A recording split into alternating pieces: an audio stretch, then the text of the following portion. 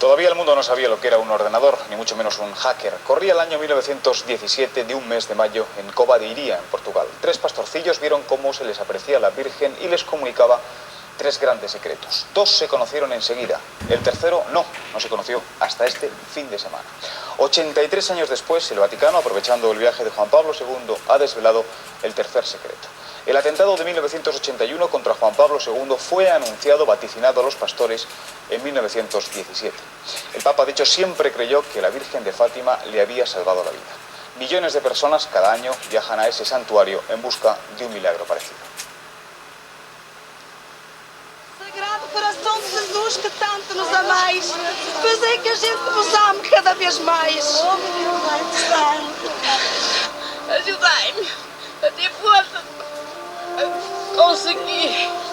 Meu Deus, tenho sofrido muito, minha Nossa Senhora. Desesperados o arrepentidos, enfermos o simplemente devotos, fanáticos resignados a la pena, el dolor y la oración, pero todos creyentes, muy creyentes, gente que camina por la senda de la fe.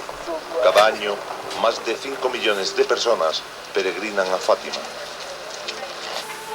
Por mis hijos, que Dios les bendiga y que vuelvan a la Iglesia Católica. No era nada creyente y además, de hecho, no me quería casar ni por la iglesia. Y me vino una conversión por una enfermedad que tuvo mi hijo, se lo pedí y me lo concedió, la curación. Y ahí vino la devoción a la Virgen. Cuenta la historia que aquí se apareció la Virgen en 1917. 3 pastorcillos, Lucía, Jacinta y Francisco, recibieron la revelación de la Virgen. Las 2 primeras aventuraban el fin de la Primera Guerra Mundial y la conversión de Rusia. Han pasado 83 años y la cristiandad se sigue preguntando cuál fue el contenido de la última revelación. ¿Describía la Virgen un escenario apocalíptico y el fin del mundo? ¿O quizás hablaba de una crisis de fe en la Iglesia? Por encima de la controversia, lo único cierto es que el oscurantismo y el tiempo han convertido el secreto en el misterio de Fátima.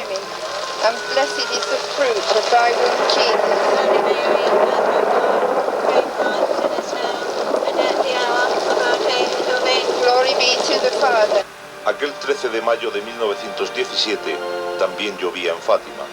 La Virgen les mostró el infierno a los 3 pastorcillos y les aventuró la muerte prematura de Jacinta y Francisco. 3 años después, muertos sus primos, Lucía ingresó en un convento. Para entonces, las apariciones de la Virgen habían conmocionado a Portugal, un país en el que la República había proclamado la libertad de culto y nacionalizado los bienes de la Iglesia. La Iglesia Católica y sobre todo su jerarquía habían perdido todos sus privilegios y entonces se pusieron furiosos, casi enloquecieron contra la República. La Señora de Fátima es la gran aliada de la jerarquía de la Iglesia contra la República. Había un problema. La fe. Nuestra Señora prometió a Portugal que aquí mantendría siempre el dogma de la fe y prometió la conversión de Rusia. Poco después llegaría a la presidencia de Portugal Salazar. La vidente Lucía llegó a afirmar que el dictador era un enviado de la Virgen para salvar a su país. El Vaticano no consideró relevantes las apariciones de Fátima hasta 1935, en que le pidió a Lucía que transcribiera en papel la segunda revelación de la Virgen. Sor Lucía, convertida en monja de clausura en Pontevedra, aludió por primera vez a la conversión de Rusia. Y ahí está la razón del apostolado de Fátima, pedir por la conversión de Rusia. Y se ha pedido muchísimo, ¿no? Y efectivamente eso se ha dado, se han abierto las puertas.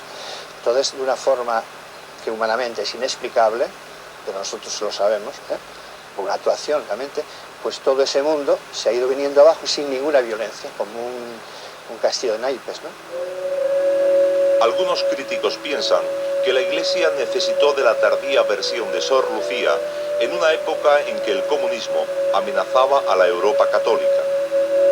Las llamadas apariciones fueron de mayo a octubre. ¿Cómo es que la Señora de Fátima, si fuese verdadera, auténtica, Podría hablar a los pastorcillos de Rusia y de la conversión de Rusia, cuando Rusia estaba dominada por los zares. La noche del pasado viernes, más de 400.000 personas guardaron vigilia en el santuario de Fátima. Con solo el calor de las velas y mucha fe, aguantaron toda la noche.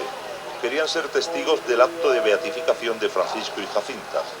Un proceso que ha durado más de 20 años y que se cerró en 1999, cuando Roma reconoció como milagro la sanación de María Emilia, una mujer que después de 22 años paralítica en una cama, una noche, tras rezar a la Virgen, comenzó a andar.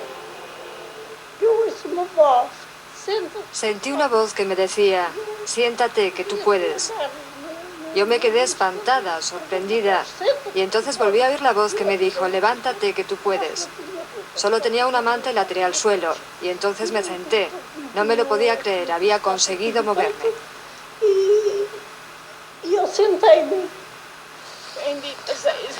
Esta mujer ha andado más de 200 kilómetros.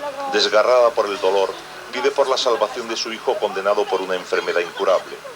Meu filho, bendito seja Nossa Senhora. Muito obrigada, meu Deus, por eu ter chegado aqui neste momento. A la mayoría se les fuma la esperanza, de la misma manera que se consumen más de 20 millones de velas al año. Todas arden acompañadas por una plegaria, una petición o una promesa. Las calles de Fátima se han convertido en un escaparate religioso donde se venden anualmente más de 10 millones de reproducciones de la Virgen y 5 millones de rosarios. Es un negocio. Yo siempre acostumbro a decir que este es el gran secreto de Fátima. Cada año se producen en Fátima 1000 casos presuntamente milagrosos, aunque todos consideran que el gran milagro de Fátima ocurrió en 1981. Aquel año, Juan Pablo II salvó su vida después de recibir 2 disparos del turco Aliazka en la plaza de San Pedro. El Papa dijo entonces, este hombre me ha disparado, pero la Virgen de Fátima ha desviado la trayectoria. Desde entonces, la devoción de Juan Pablo II por Fátima es tal que pidió que una de las 2 balas fueran engarzadas en la corona de la Virgen. Las primeras noticias de que la herida era gravísima, ¿no? Era muy grave.